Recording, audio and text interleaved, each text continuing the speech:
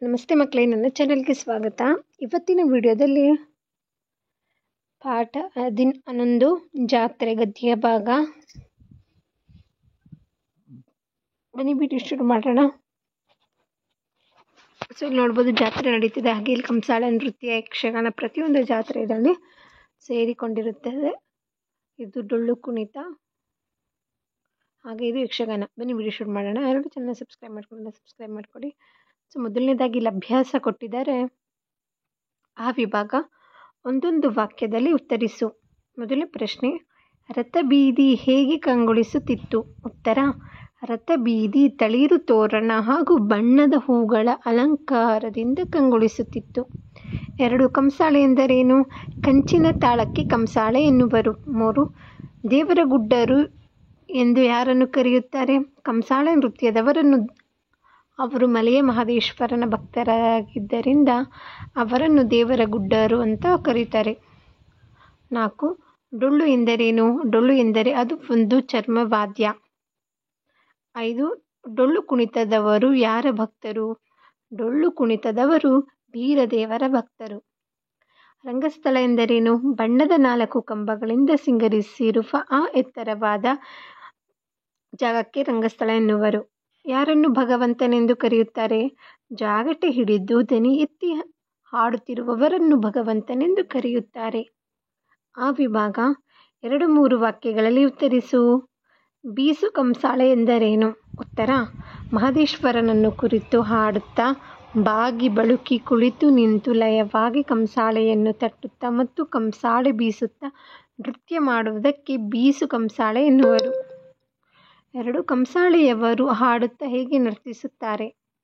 ಕಂಸಾಳೆಯವರು ಮಹದೇಶ್ವರನನ್ನು ಕುರಿತು ಹಾಡುತ್ತಾ ಬಾಗಿ ಬಳುಕಿ ಕುಳಿತು ನಿಂತು ಲಯವಾಗಿ ಕಂಸಾಳೆಯನ್ನು ತಟ್ಟುತ್ತಾ ನರ್ತಿಸುತ್ತಾರೆ. 3, ಡೊಳ್ಳು ಕುಣಿತವನ್ನು ಯಾವ ಯಾವ ಸಂದರ್ಭಗಳಲ್ಲಿ ಮಾಡುತ್ತಾರೆ? ಡೊಳ್ಳು ಕುಣಿತವನ್ನು ಜಾತ್ರೆ, ಉತ್ಸವ, ಕಾಲಮೇಳ, ಹಬ್ಬ ಮುಂತಾದ ಸಂದರ್ಭದಲ್ಲಿ ಮಾಡುತ್ತಾರೆ. ಯಕ್ಷಗಾನ ಬಯಲಾಟ ಎಂದರೇನು? ಪುರಾಣ ಕಥೆಗಳನ್ನು ವೇಷ ಕುಣಿತು ಮಾತು ಹಾಗೂ ಹೆಮ್ಮಳದೊಂದಿಗೆ ಆಟ ತೋರಿಸುವ ಕಲೆ ಯಕ್ಷಗಾನ ಬಯಲಾಟ ಎನ್ನುವರು. ಹಿಮ್ಮಾಳದೊಂದಿಗೆ ಅದು. 5, ಯಕ್ಷಗಾನ ಬಯಲಾಟದ ಮುಖ್ಯ ಅಂಗಗಳಾವುವು?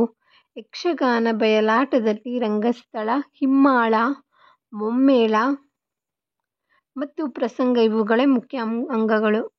ಈ ವಾಕ್ಯಗಳಲ್ಲಿ ಬಿಟ್ಟಿರುವ ಶಬ್ದಗಳನ್ನು ತುಂಬು. ರಾಜು ಮತ್ತು ಕಮಲ ಡ್ಯಾಶ್ ಜೊತೆಗೆ ಜಾತ್ರೆಗೆ ಹೋದರು. ತಾತನ ಜಾತ್ರೆಯಲ್ಲಿ ನೋಡಿದ್ದೆಲ್ಲ ಡ್ಯಾಶ್ ನೆರೆದಿತ್ತು. ಜನಸಾಗರವೇ. 3, ಯಕ್ಷಗಾನ ಬಯಲಾಟದ ಅಂದಿನ ಪ್ರಸಂಗ ಡ್ಯಾಶ್ ಶ್ರೀದೇವಿ ಮಹಾತ್ಮೆ. ಜಾತ್ರೆಯಲ್ಲಿ ಭಕ್ತರು ಡ್ಯಾಶ್ ಎಳುತ್ತಿದ್ದರು. ರಥ. ಈ ವಿಭಾಗ ಹೊಂದಿಸಿ ಬರೆ. ಆ ಮತ್ತು ಆ ವಿಭಾಗ ಕೊಟ್ಟಿದ್ದಾರೆ. ಸೊ ಡೊಳ್ಳು ಎಂದರೆ ಚರ್ಮವಾದ್ಯ, ಕಂಸಾಳೆ ಎಂದರೆ ತಾಳವಾದ್ಯ, ಯಕ್ಷಗಾನ ಅಂದರೆ ಚೆಂಡೆ. ಓ ವಿಭಾಗ, ಈ ಮಾತುಗಳನ್ನು ಯಾರು ಯಾರಿಗೆ ಹೇಳಿದರು ಎಂದು ಬರೆ. ಮೊದಲನೇ ಪ್ರಶ್ನೆ, ಇವರು ಮಲೆಯ ಮಹದೇಶ್ವರನ ಭಕ್ತರಾದ ದೇವರಗುಡ್ಡರು. ಉತ್ತರ, ಯಾರು ಹೇಳ್ತಾರೆ? ತಾತ ಹೇಳ್ತಾರೆ. ಯಾರಿಗೆ ಹೇಳೋದು? ರಾಜುವಿಗೆ ಹೇಳಿದನು. ಎರಡನೇ ಪ್ರಶ್ನೆ, ತಾತ ಅದೇನದು ಅಲ್ಲಿ ಕಾಣುತ್ತಿರುವುದು? ಯಾರು ಕೇಳ್ತಾನೆ? ರಾಜು ಕೇಳ್ತಾನೆ. ಯಾರು ಕೇಳೋದು? ತಾತನಿಗೆ. ಸಾಮರ್ಥ್ಯಾಧಾರಿತ ಅಭ್ಯಾಸ. ಈ ಶಬ್ದಗಳನ್ನು ಬಳಸಿ ಅರ್ಥಪೂರ್ಣ ವಾಕ್ಯ ರಚಿಸು. ಕುತೂಹಲ ಅಂದ್ರೇನು? ವಿಜ್ಞಾನ ಕುತೂಹಲದ ಪ್ರಶ್ನೆಗಳಿಗೆ ಉತ್ತರಿಸುತ್ತದೆ. ಒಂದು ಸೆಂಟೆನ್ಸಸ್ ಇದು. ಬಾರಿಸು ಅಂದರೆ ನಾನು ಜಾತ್ರೆಯಲ್ಲಿ ಡೊಳ್ಳು ಬಾರಿಸಿದನು. ಭಿನ್ನ ಭಿನ್ನ, ಜಾತ್ರೆಯಲ್ಲಿ ಭಿನ್ನ ಭಿನ್ನ ವೇಷಧಾರಿಗಳನ್ನು ನೋಡುತ್ತೇವೆ. ಕೊನೆಯದಾಗಿ ಅಭಿನಯ. ನಾಟಕದಲ್ಲಿ ಅನೇಕರು ಅಭಿನಯಿಸುತ್ತಾರೆ. ಆ ವಿಭಾಗ ಇಲ್ಲಿನ 3 ಮನೆಗಳಲ್ಲಿರುವ ಪದಗಳನ್ನು ಕ್ರಮವಾಗಿ ಬಳಸಿ ಅರ್ಥಪೂರ್ಣ ವಾಕ್ಯಗಳಲ್ಲಿ ಬರೆಯಿರಿ ಅಂತ ಇದೆ. ಇಲ್ಲಿ ನೀವು ಊರಿಗೆ ಬರುತ್ತದೆ, ರಾಜು ಊರಿಗೆ ಬಂದನು, ಹೀಗೆ ಕಮಲ ಊರಿಗೆ ಬಂದನು. ಇಲ್ಲಿ ನೀವು ಊರಿಗೆ ಬನ್ನಿ, ರಾಜು ಊರಿಗೆ ಬಂದನು, ಕಮಲ ಊರಿಗೆ ಬಂದಳು, ಅವರು ಊರಿಗೆ ಬಂದರು, ಅದು ಊರಿಗೆ ಬರುತ್ತದೆ. ಹೀಗೆ ಬರೀರಿ. ಇದಾದ ಮೇಲೆ ಭಾಷಾಭ್ಯಾಸ ನೋಡೋದಾದರೆ ಆ ವಿಭಾಗ ಕೊಟ್ಟಿದ್ದಾರೆ. ಕೊನೆಯದಾಗಿ ಇಲ್ಲಿ ಕೊಟ್ಟಿರುವ ವಿವರವು ನಡೆದು ಹೋಗಿರುವ ಘಟನೆಯದ್ದಾಗಿದೆ. ಸೊ ಇದು ನಡೆದು ಹೋಗಿದೆ, ಭೂತಕಾಲ ಇದು. ಆಡಿಗೆರೆ ಎಳೆದಿರುವ, ಅವರೇ ಗೆರೆ ಎಳೆದಿದ್ದಾರೆ, ಇಲ್ಲಿ ನೋಡ್ಬೋದು. ಪದಗಳನ್ನು ಮಾತ್ರ ಬದಲಿಸಿ ಮುಂದೆ ನಡೆಯಲಿರುವ ಘಟನೆಯಂತೆ ಬದಲಿಸಿ ಬರೆಯಿರಿ. ಭವಿಷ್ಯತ್ ಕಾಲ ಬರೀಬೇಕು, ಭೂತಕಾಲ ಆಗಿದೆ. ರಾಜು ಓಟದ ಸ್ಪರ್ಧೆಯಲ್ಲಿ ಓಡಿದನು, ಸ್ಪರ್ಧೆಯಲ್ಲಿ ಗೆದ್ದನು, ಅವನಿಗೆ ಬಹುಮಾನ ನೀಡಿದರು. ಮತ್ತೆ ರಾಜು ಬಹುಮಾನ ಪಡೆದುಕೊಂಡನು, ಜನರು ಚಪ್ಪಾಳೆ ತಟ್ಟಿದರು, ರಾಜು ಸಂತೋಷದಿಂದ ನಕ್ಕನು. ಇದು ಭವಿಷ್ಯತ್ ಕಾಲ ಬರಿಬೇಕೀಗ, ಭೂತಕಾಲ ಆಗೋಗಿದೆ.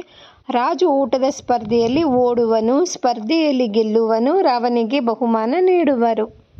ರಾಜು ಬಹುಮಾನ ಪಡೆದುಕೊಳ್ಳುವನು, ಜನರು ಚಪ್ಪಾಳೆ ತಟ್ಟುವರು, ರಾಜು ಸಂತೋಷದಿಂದ ನಗುವನು. ಇದಿಷ್ಟು ಭವಿಷ್ಯತ್ ಕಾಲದಲ್ಲಿ ಬರೆದಿದ್ದೀವಿ. ಸೊ ಇಲ್ಲಿಗೆ ಭಾಷಾಭ್ಯಾಸ ಕೂಡ ಮುಗೀತು. ಸಾಮರ್ಥ್ಯಾಧಾರಿತ ಅಭ್ಯಾಸ ಮುಗಿದಿದೆ. ಸೊ ಇಲ್ಲಿಗೆ ಗದ್ಯ ಭಾಗ ಮುಗಿದಿದೆ. ಧನ್ಯವಾದಗಳು ಮಕ್ಕಳೇ.